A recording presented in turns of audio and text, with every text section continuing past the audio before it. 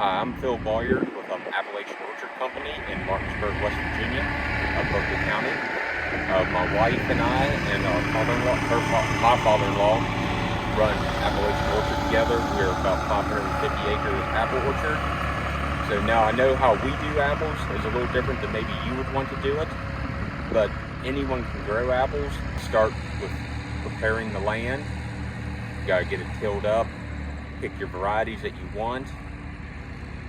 Decide what time of year. You always remember with apples, you have to have pollinators. So there's plenty of charts that you can find anywhere online that'll show you which two trees will pollinate each other. Right now I'm standing in the middle of a red block. They're picking the goldens already here, but reds and goldens always do work together. And once you figure out which varieties you want to use together, you can start working on planting your trees, figuring out which nursery you would like to get them off of. There are many around this area. Up near Pennsylvania has several, and then I'm sure everyone that has some type of farm experience and has bought and farm stuff do get catalogs that have trees in them that you can buy. Okay, this is probably about a 3 or 4 year old tree here, but they'll be pretty similar in size when you get them. So I'll show you how we prune our trees. All of ours are done on what's called a central leader system. There's multiple other ways that you can find online. Some of the newer ones that we're planting, we're doing what's called a tall spindle. But you're just basically getting the shape of the tree right. We try not to have anything below your knee. So when you put your knee in there, you see kind of where it goes. That's just, for us, that's for the ease of mowing. For you, it would be the same thing. And then, as the name says, central leader. So you pick whichever one of these you want to be your strongest one.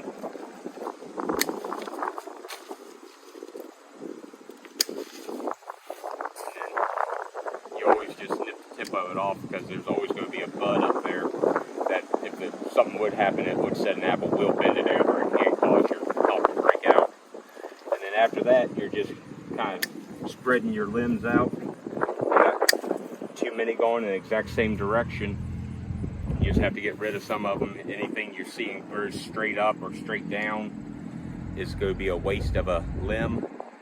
So, and that's pretty much all there is to pruning until you get to a bigger tree, and then you're just making more cuts. But okay. Now we're here with a tree that's probably 15, 16, 17 years old, in that time range. To get to this time, we've taken care of the tree multiple years. We've pruned it every year. We start pruning anytime after Thanksgiving as the leaves start coming off the trees, anytime up until we start getting the buds breaking through is our ideal pruning time. You can always prune any time of the year. It's just easier when you have less leaf on the tree. So we go through every year. We keep the grass mowed down around our trees. We try to we monitor all of our trees with different insect traps we have spread out through our orchard, so that we know what insects we have, and we try to spray only when needed, just for our cost savings. We also go by different charts that you have for different funguses that are growing, just to know certain temperatures and certain weather conditions is going to cause an infection. Sometimes you don't have an infection if it's real hot or real cold, even though there's the fungus out there. After that, through the year, we're just trying to maintain the crop load. Red Delicious, we like a small apple, so you can see the apples are very heavy on the tree, just to keep the right size. If we need to and start to see that the tree is starting to break down, starting to break limbs, we will go through and take some of them off. Certain varieties need to be high collar, like our galas, which we've already picked this year. We go through and spread them out even farther, and we do prune them in the summertime, cutting any of these type of limbs that have no fruit on them, but are just blocking shade so we can get some sun on them to try to get more color. When it comes to soil for your apple trees, most types of soil will work for apple trees. in the eastern panhandle where we're at, most of the soils where we have our trees are loamy with some clay mixed in. We actually do have a lot of rock in our soil. They call it cherty, which has a bunch of little rocks, which for people that plant potatoes or something like that would hate it. But for apple orchards or a tree or any type of tree crop where it's going to be there for a long time, it is actually good because you're going to be driving up and down the middles, mowing, spraying, taking care of that tree for up to 30 years, depending on how healthy the tree can stay. And that will actually keep the soil from compacting around the roots and keep the roots spreading. When you have nice fine soil, you do actually compact it down around the roots, and it is bad for the apple trees. That being said, once you do have your trees planted, your tree will tell you real quickly if it's lacking something, some nutrient. As you can see, the leaves we have here are all green, healthy. They're all even color. There's nothing really wrong around this ground. We do always, before we prep a block, we do lime the area.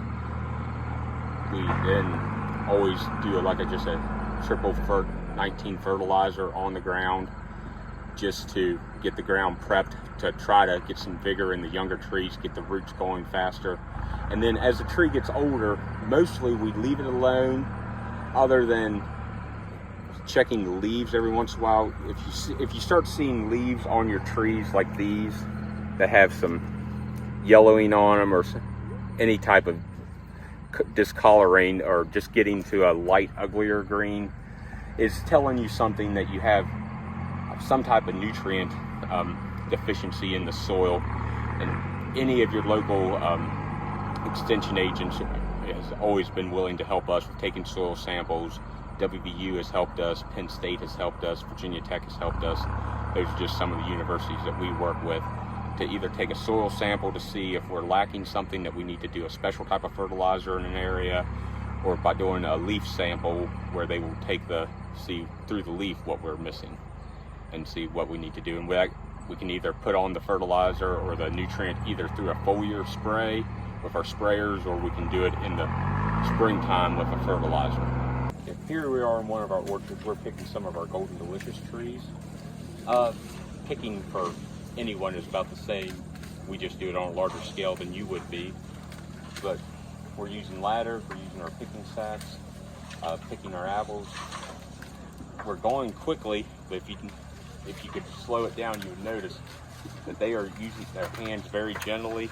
They are trying not to bruise. They're laying the apples down in the sack. Apples are fairly easy to bruise, so we're trying to put our hand down as far as we can when we pick them, just so they don't bruise them. Now, if you're doing something like a sauce or a cider or a juice, it really doesn't matter how easily you handle them. But most of our apples are trying to go to a store where the looks matter a lot, so we're trying to take as great care as we can picking them. I'm being gentle, watching where we place the ladder, trying to knock as many off as we can. For us at Appalachian Orchard Company, we're probably averaging around anywhere between 10 to 20 bushel per tree, sometimes a little more of that, especially our Golden Delicious tree are very loaded this year. Your quantity can be anything. It can be any certain number. Our trees are what's called a 3/4 size tree, so it's not a seedling. It's been shrunk down a little bit. We do have some younger blocks, newer blocks I should say, that are on a more dwarfing rootstock, and the goal on those is probably about a bushel a tree. They're a lot closer together, but they are also a lot more work heavy.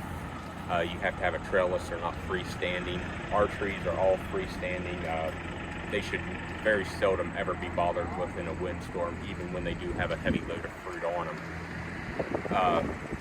The smaller trees do need to be trellised or tied and staked, and then still at that time they still can break even with a load on when they have a load on them. That being said, anyone can really plant trees, grow them themselves. You just have to be able to keep an eye on them, make sure they got the right nutrients going to them. Like I said, your leaves will tell you if that's being done right. Hope for some good luck with the weather, and then just make sure you're checking your insects, make the pressure, make sure you're checking your disease pressure, and then hopefully by the end of your time you'll be able to have a good crop of apples. At Appalachian Orchard Company, we're aiming for probably about 300,000 bushel this year on 500 acres, and that's probably about 20 different varieties added together, and we'll start picking in early August. Galas, Golds, Honeycrisp, and then starting in September, around September 10th sometime, and then we'll start on our Reds, Goldens, what you would consider more your fall apples, going clear up till Fuji's, Yorks, Granny Smiths, Pink Ladies, and we'll be picking at least 6 days a week until we're done. Apples are no different than any other plant. In the springtime, after you start having your buds starting to move, you start seeing some green growth, they are susceptible to frost damage. A lot of people do things like put blankets over their house plants. Here at Appalachian Orchard Company, we have multiple wind machines like the one behind me, which are just gas engines running the big propeller that you see in the sky. It'll start stirring the air. On a real still night, your low spots will be 5-10 degrees colder than the rest of the area, and what you're doing is you're shoving the cold air out in that area, letting the warm air up on top of your hills fall down in that area to keep the buds warm and not allow frost to set.